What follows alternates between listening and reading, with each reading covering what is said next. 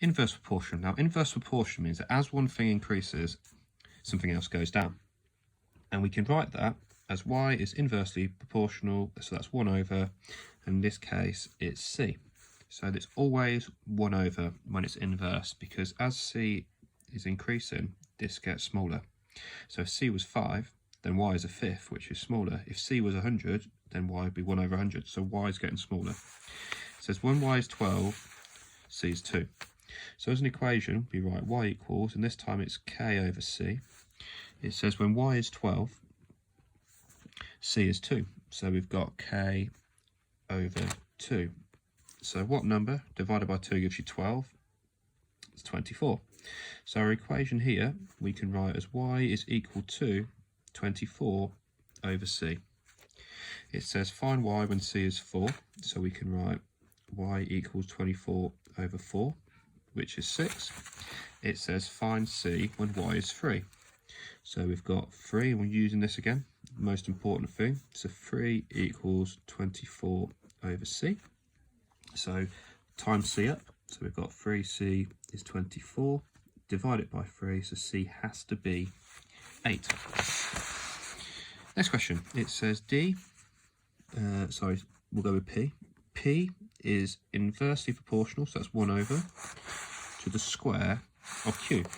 So we've got q squared. It says when p is 2, so if we write the equation, we've got p is equal to k over q squared. It says when p is 2, q is 16. So we've got 16 squared. So to work out what k is, we've got 2 times 16 squared. So k is going to be 512. So our equation's here, so we can write p is equal to 512 over q squared. It says find p when q is 25. So p is going to be 512 over 25 squared. So divide that by 25 squared, and p is equal to 0.82. It then says find q when p is 4. So it says find q when p is 4. So we've got 4 is equal to 512 over q squared. So we times the q squared up, so we've got 4q squared is equal 512. Divide it by 4, so q squared is equal to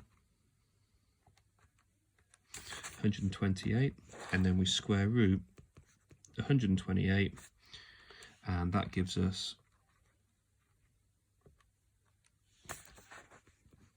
11.3.